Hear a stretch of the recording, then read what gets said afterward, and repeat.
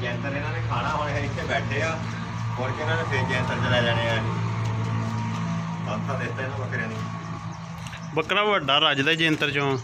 ਜਿੱਦਾਂ ਮਾੜੀ ਘਰ ਪਾਈ ਆ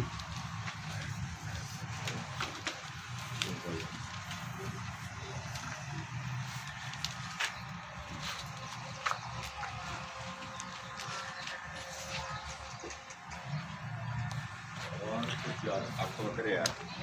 ਪਰ ਉਹਨਾਂ ਕੋਲ 13-14 ਬੱਕਰੇ ਸੀ ਅੱਛਾ ਡਵੇਰ ਦਾ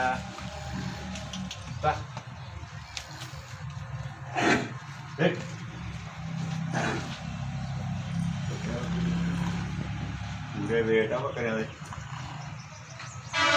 ਹਾਂ ਬੱਕਰੇ ਛੋਟੇ ਆ ਦੋਨੇ ਇਹ ਵੀ ਬੱਕਰੇ ਨੂੰ ਦੇਖ ਰਹੇ ਆ ਅਜੇ ਉਹਨਾਂ ਦੋਨਾਂ ਕੋ ਛੋਟਾ ਆਹ ਛੋਟਾ ਕਿਤੇ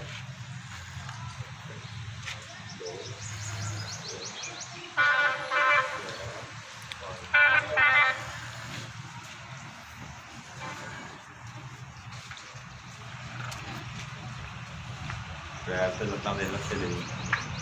ਅਜੇ ਤੋਂਦਾ ਮੂੰਹ